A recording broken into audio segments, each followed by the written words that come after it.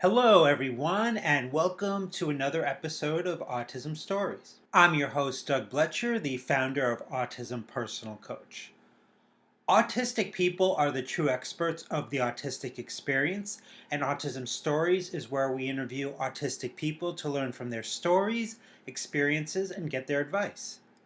If you would like to be notified about each week's episode of Autism Stories, we suggest you subscribe on your favorite podcast listening platform.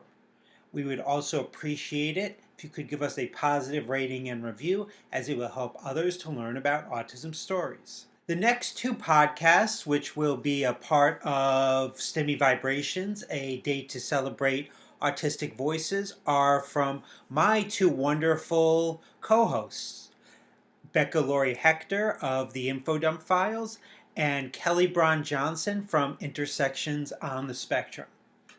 Becca and I will be chatting with the existential autist about his special interests of philosophy, poetry, and activism, and Kelly and I will be interviewing Marenike Giwa Anawu about autism's white privilege problem and being an editor on a book about autism acceptance and identity.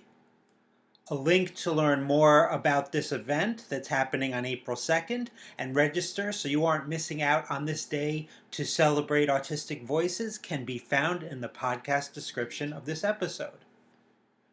Now on to today's episode of Autism Stories. Ludmila Praslova joins me to talk about designing workplaces at the margins, how leadership may look different from neurodivergent minds, and the impact of flow and boundaries for autistics.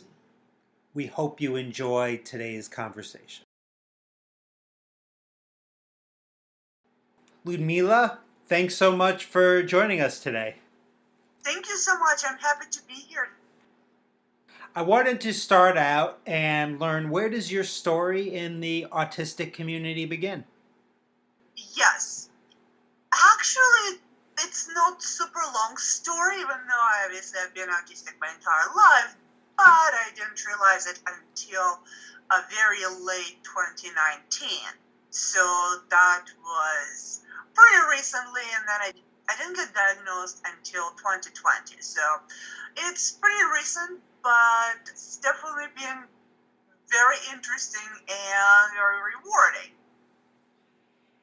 So you're a professor and director of organizational psychology and teach graduate students to design workplaces for fairness and belonging. If we have some business owners or decision makers within their companies listening to this interview, what are some ways for them to assess where the culture of their business is on the scale of fairness and belonging? Well, there are several ways to do it, and many organizations use surveys. The problem is most organizations don't pay attention to results. So that's one indicator. And there are a couple of other things. One is if you exclude certain groups of people, so for example, if you don't have autistic employees to begin with, then obviously you won't know if they're included or not because you don't have any in your workplace. So you might want to actually check, has your culture and ideas about culture fit already excluded certain people, so your baseline is not actually the true baseline for all possible people that you could have included. And another way to look at, obviously, is if your turnover rates are higher for certain groups. So all of those things together would work a little bit better, because I would say if hiring was valid and appropriate and people had competence-based chance to be working in the company, then surveys would have been fine. But because the entry is not equal, and then you also lose more and more people to various marginalized groups as we move along the promotion and different layers of success in organization. You have to be mindful that not all people will be included in your data if you already excluded certain people from employment to begin with. So I understand about giving surveys, but what I'm not understanding is not paying attention to the results. So can you maybe talk a little bit about that more and why you think businesses will do that? Well, humans will do that because we don't like bad news. When somebody tells us that I don't feel like people listen to me and I don't feel like I am valued, people very naturally tend to get defensive and say, oh, those are just complainers. Every organization has some complainers. Or it's certain part of your organization, like engineers always complain, or accountants are never happy, or whatever. So there is always this temptation to discount information we don't like because we tend to look for information that confirms our beliefs, and we tend to believe that we're wonderful leaders and running a wonderful organization. So it actually takes quite a bit of extra psychological vulnerability and cultural humility and just human humility to be open to the possibility you're not as wonderful and the operation you're running is not as wonderful as you think they are. Well, that sounds very logical and makes a lot of sense to me. So thanks for answering that. Some companies do it better than others. Sure. Now, there are so many neurodivergent people who definitely don't feel their workplace has treated them fairly and don't have a sense of belonging. How would you go about working with organizations so not only do neurodivergent people, but those from all types of backgrounds feel that they can thrive in their workplace environments? Well, I did write a few pieces about that, but I think you need to wait for the next one that I literally just submitted yesterday because I talk about creating organizations with design from the margins. Most organizations and most things in life, even universal design for the center. And if you read the classic universal design, it is okay. So include as many people as possible without making special accommodations. Design from the margins starts with special cases because if we solve issues with people who are most marginalized, then everybody in the center is also going to benefit. So when we look at things that specifically are needed for, let's say, autistic people, clear communication, transparent practices, flexibility, those things for some autistic people are absolutely necessary to be able to work. Those are also things that make pretty much everyone else much happier in the workplace. So if you design for the margin, then really all people are going to benefit. And thinking about inclusion on the psychological level, which psychological characteristics we need to consider. So trauma-informed organizational behavior, differences in communication. Don't force everyone to be on Zoom because people can't function when they're all day on Zoom.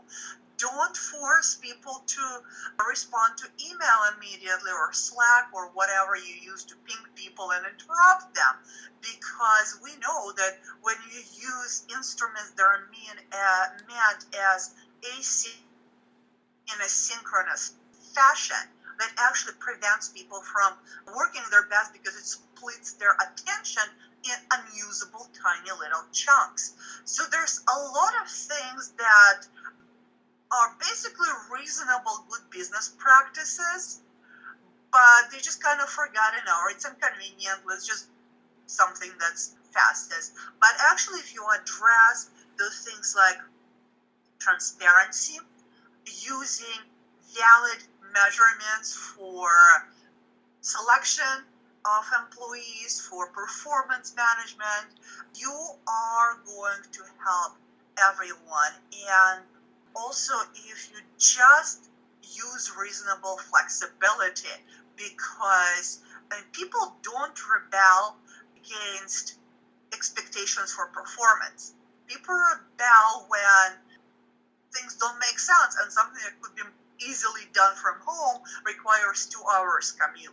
So just do reasonable things that work for most people, and that will really solve most organizational issues, including not just increasing diversity or specifically making workplaces more accepting and inclusive of neurodivergent people, but it will also solve the great resignation, because in general, people like the same things that neurodivergent people need to be and to work at their best.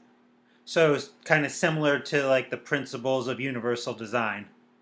Right. Except universal design, people use the term universal design all the time.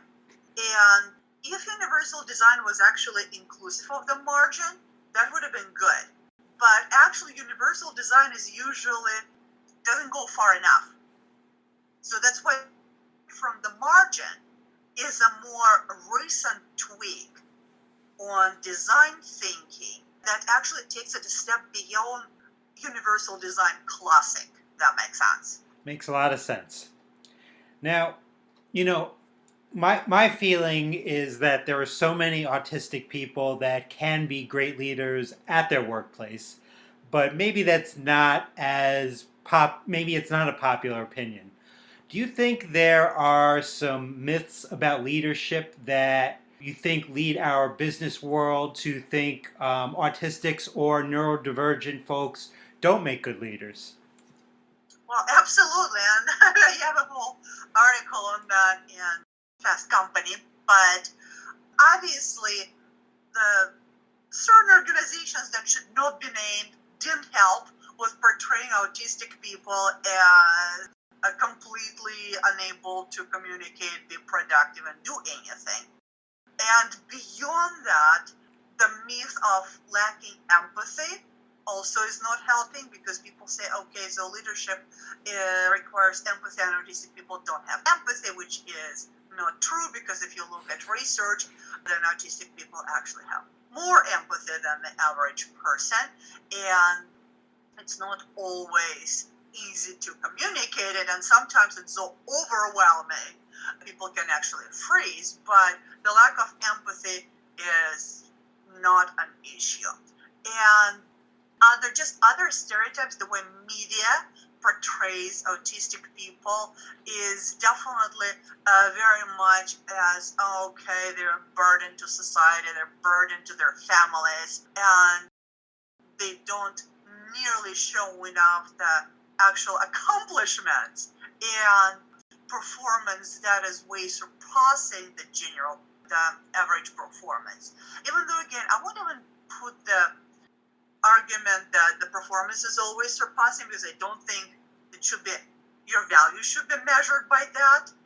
But the overall stereotypes about abilities and intelligence and social skills, people think, okay, so they have this mental image of the person who is spinning in one place, and the kid they saw in some scary thing that certain fundraising organizations put out, and they don't actually realize that they probably have met many autistic people and never realized they were autistic, and they don't realize just how wide is the group that really has all abilities and all levels of ability represented. So I think the media representation just has not done autistic people any favors. No, not at all.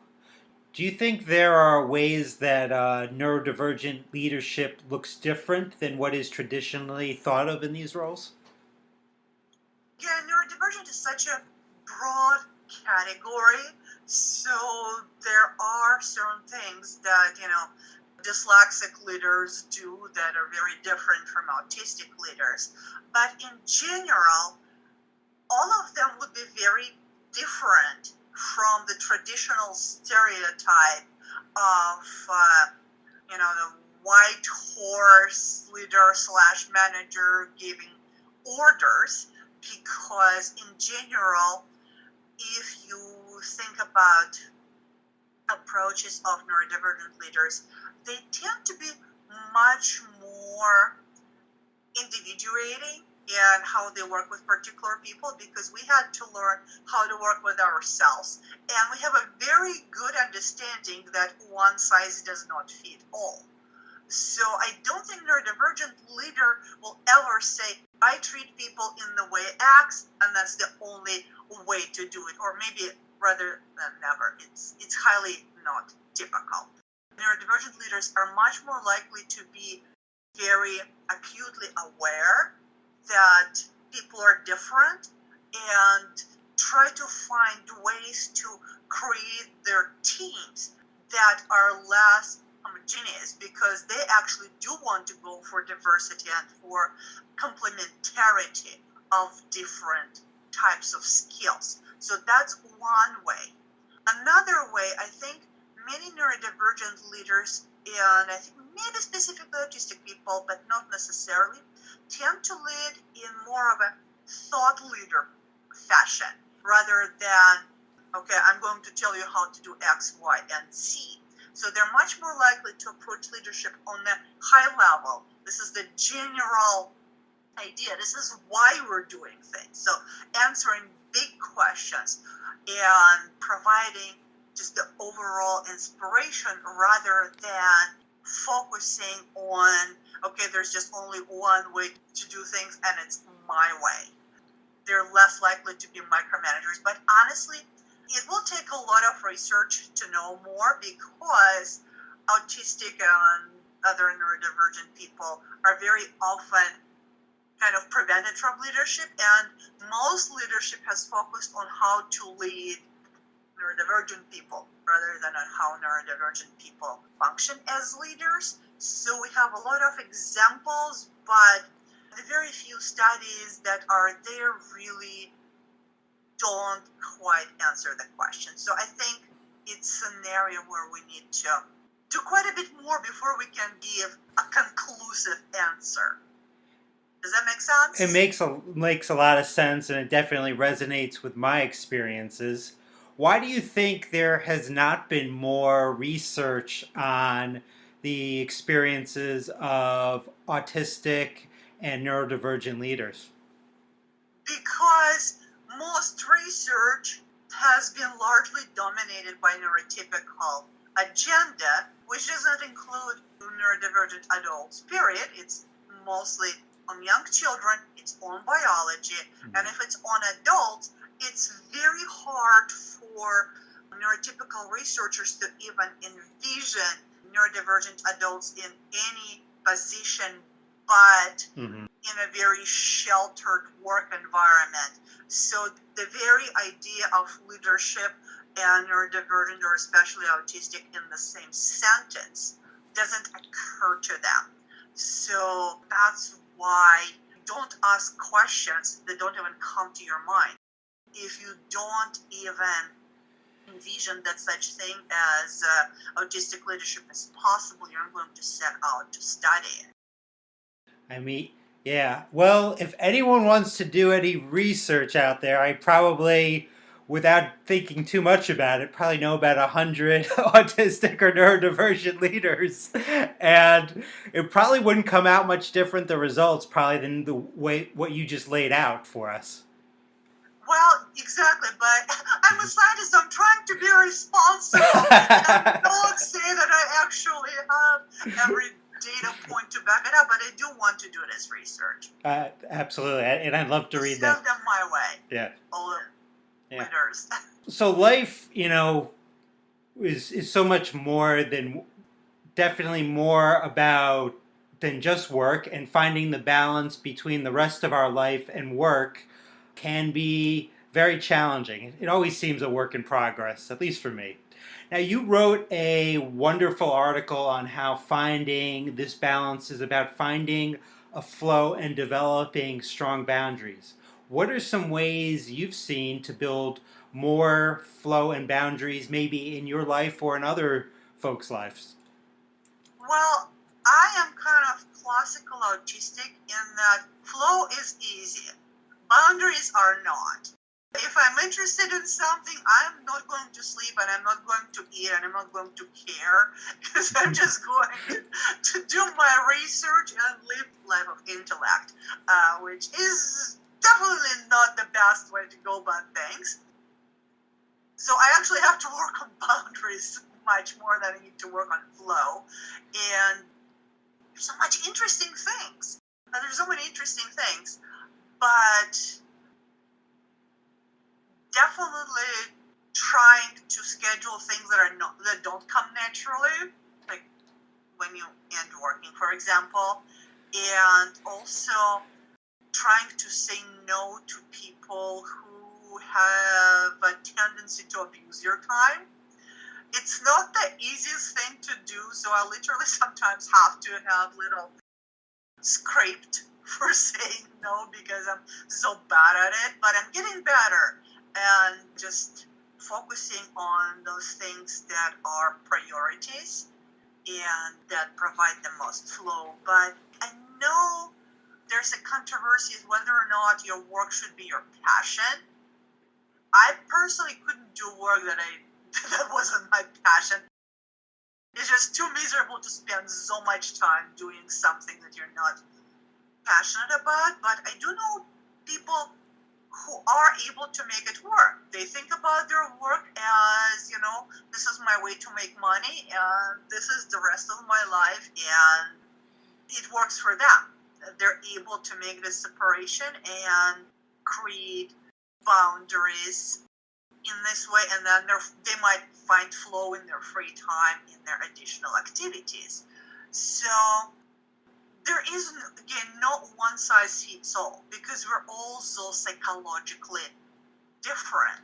There is the person who doesn't even know what it means to be bored because there's so many interesting things in life, and there are people who are very easily bored and have a difficult time sticking to anything. And I'm sure there probably is something that holds their attention, but maybe they haven't been able to find it.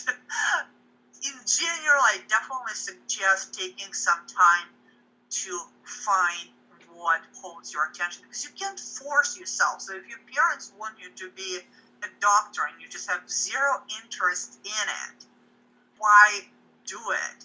And again, sometimes we don't even consider things that interest us. But if you're raised, in specific group that only works with their hands, you may not consider other types of jobs. If you are raised by the group that doesn't work with their hands, you may not consider a job that maybe what you're interested is, carpentry or some kind of skilled craft that makes you very happy. So sometimes we just have to experiment. Ideally, I really like the idea of young people taking a year to just experiment with things. But let's say you didn't find it and then you just kind of feel stuck. There are many stories when people try something as adults and then they find their flow. So just don't think that, oh my gosh, I'm just limited to whatever. People sometimes think, okay, I need to pick my college major when I'm 18 and this is what I'm going to do until the day I die. It really doesn't work like that because things change and jobs change, and forcing yourself into something, even if it's not your passion, is really miserable. So sometimes you just have to experiment to find your flow.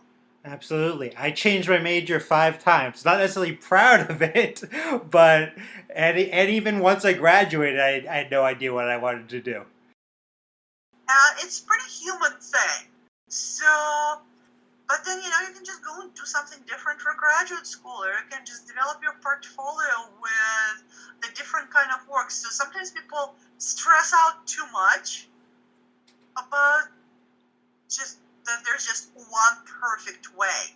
There is not a one perfect way. There are a variety of things that you can try and enjoy.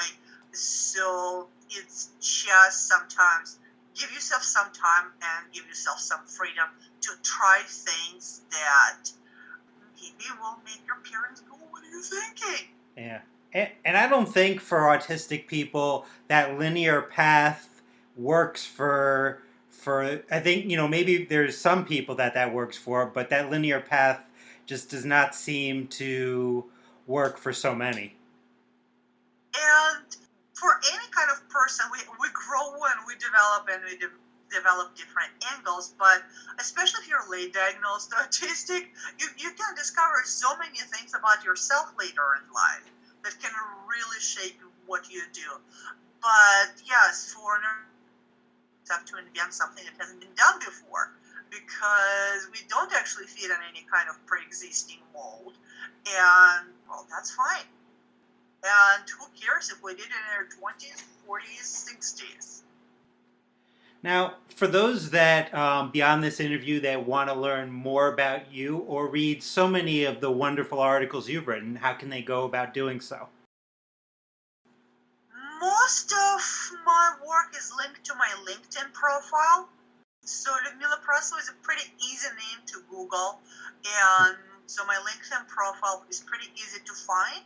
So many of my articles are linked either under particular outlets, so it would be, things that I wrote for human resources blogs or for Fast Company, and then also there's the featured. If you browse through featured, there's also some interesting things that might have been just in one source and it wasn't something that has multiple articles. And I've read many of your great articles through LinkedIn, and we'll share that information in the podcast description of the episode. Now, beyond all the great work that you do, you have an interest in something that I'd say is somewhat of an emerging interest for me, but I've been a little nervous about starting it, and that's poetry. Do you have a poem that you've written that's particularly meaningful to you? Well, I don't write very much poetry in English. So most of my poetry was written in Russian. And I just kind of randomly started to speak and rhyme when I was 3, so I can't even take very much credit for it. And then I haven't touched it for a very long time, but recently, I would say, so within the last year, there's one poem that I wrote that is also on my LinkedIn. It's unincludable, so that is my one English poem that I actually published somewhere, and it is also linked in my featured from the LinkedIn. So, and that's basically about the experience of being excluded based on multiple characteristics. Well, Ludmila, I really, really enjoy reading all your articles. Well, not all of them. There's probably too many of them to read, but so many of them. And it was just really a great opportunity to have a chance to talk with you. Thank you so much, and I'm happy that we had this opportunity to chat.